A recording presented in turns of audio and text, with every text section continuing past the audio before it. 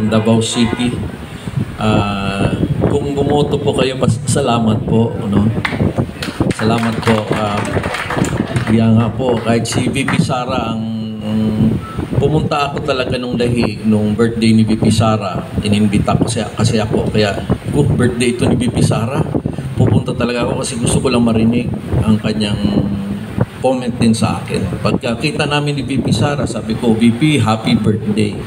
Thank you sa iyong invitation. Sabi niya, Dok, panalo ka, Dok eh.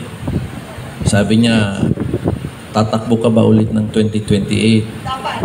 Yeah, sabi ko, Ma'am Dang, sabi ko, salamat po.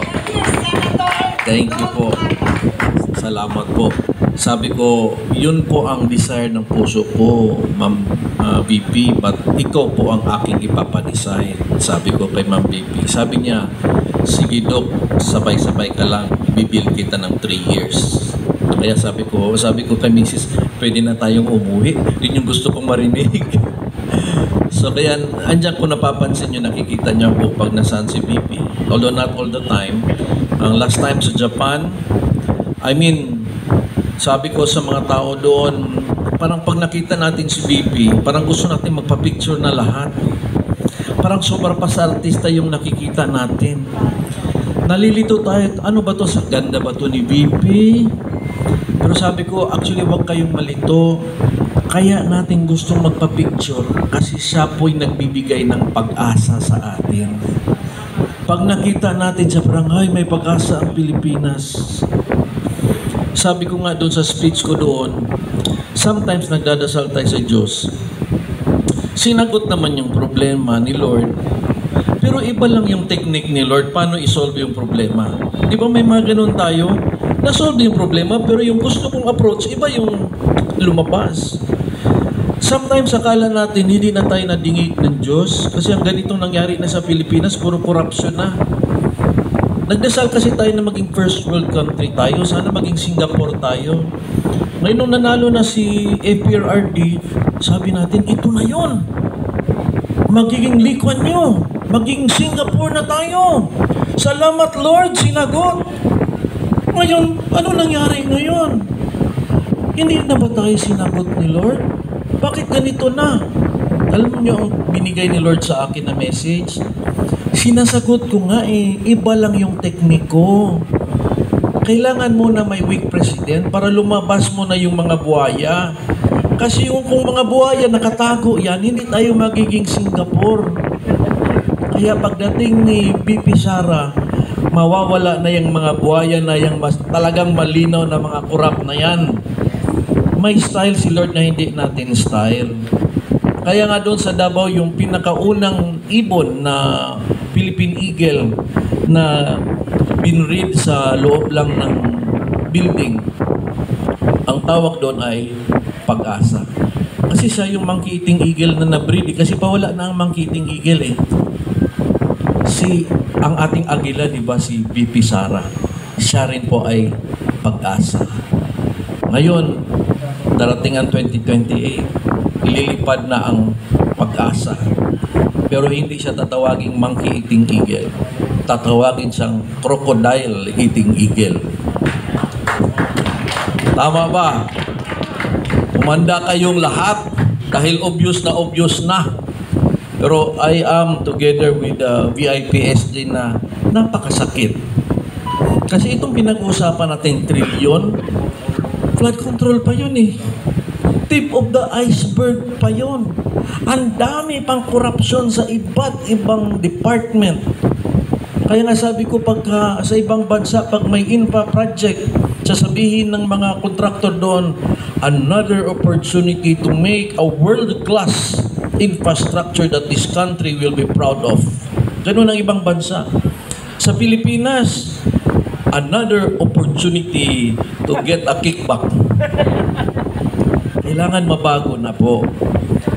It's the system ang problema. Walang nahuhuli. Dahil malapit nang mahuli, sinapol ng Senate. They are really doing this cover-up. Kaya ako po'y kasabay ng VIPSD na tatayo po na nagsasabing mali na po ang ginagawa ng gobyerno. Hindi na po yan tama. Kayo ay para na lang sa inyong sarili, hindi na kayo para sa bayan. Kaya tayo po'y magkaisa, magtulungan po tayo, at para po sa amin, naniniwala po kami na ang pag-asa at saka bakit ganito ang nangyari. Kasi kung nauna po si BP Sara, wala nang BP Sarang tatakbo after. Di ba? Paano natin mababawi? Si Lord po ay may mga paraan. Inuna mo na sila para pagdating ni BP Sara, hindi na natin ibabalik sa kanila. Magandang umaga po sa lahat. Dr. Wendell Cabrera.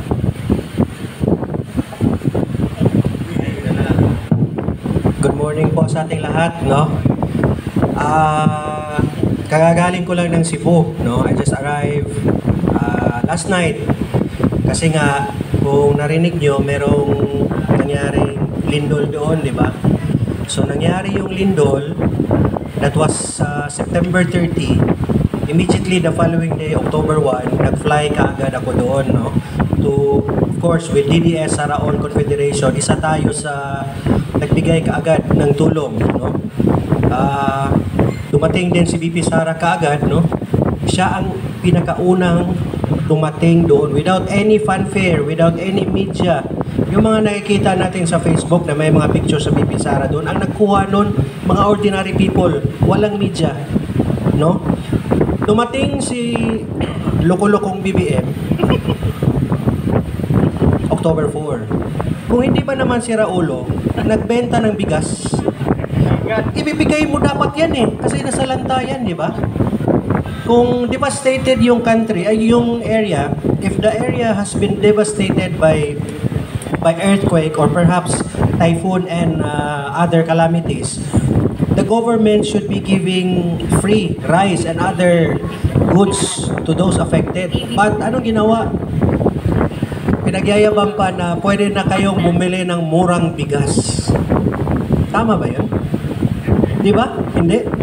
So that's why, no, I am very happy that I came back dito sa Manila. Of course, very proud na in-invite ako ni Commissioner Ronald Adamat. No? Palakpakan natin si Commissioner. No? Si Miss Dang. Pag nakikita ko siya, parang nakikita ko si BP Sara. Dahil, sobrang hardworking. Kalimutan na lang natin yung green yung damit, no? Na sobrang magandang damit yan, na green, no? But she really embodies, no? What a hardworking Vice President VP Sara is all about. No?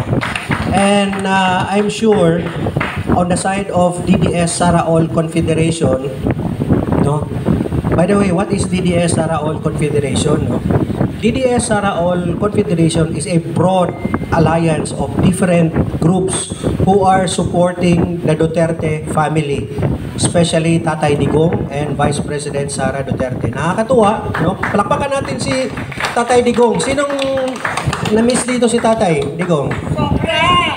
Ha? Na-miss ba natin lahat? Pwede bang makiusap sa inyo na isali natin sa mga panalangin natin tuwing gabi before tayo matulog? Let's include Tatay Digong in our prayers, no? Kasi kawawa yung mama, matanda na, sobrang matanda na, kinidnap nila at dinala nila doon. Alam naman natin kung sino talaga ang mastermind yan, no? So we need to pray for him because he is already what, 80 years old? 80 years old na, no? And malamig ba doon, Dok? Sa dahig? Papunta na sa weather na maging malamig na doon. Kawawa naman si tatay natin. 'Di ba? And of course, we would like also to pray for Vice President Sara Duterte, no? So DDS Saraol Confederation is very happy because merong itong isang grupo na VIP SD na nabuo ngayon at madagdag sa isang malaking pamilya ng mga supporters for BP Sara Duterte and PRRD, no? And I am very very sure ipupusta lahat kong pera ipupusta ko na itong VIP SD will be one of the biggest and most effective group that will be advancing and supporting the Duterte brand of leadership, no? So, let's continue the fight, no?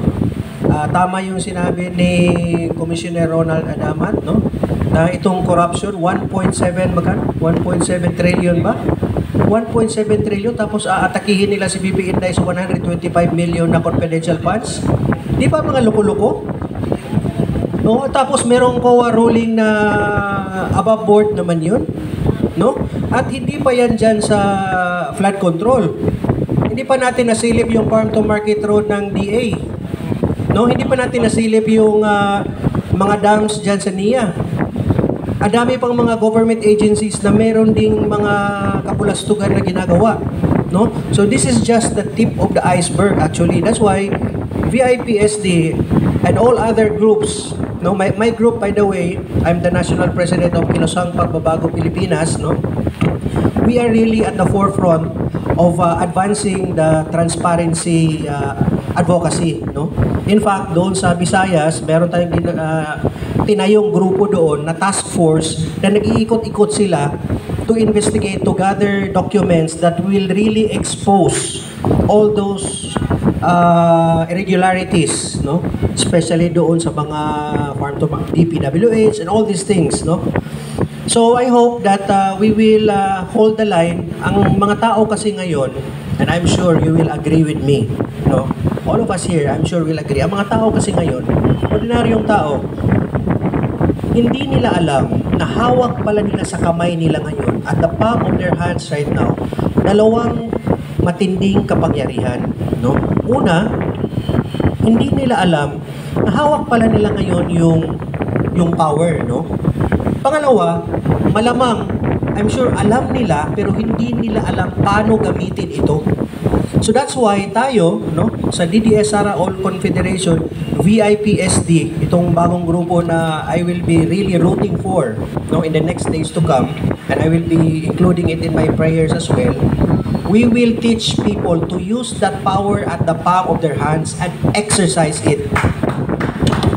Okay, so again, maraming salamat sa inyo lahat at magandang umaga po.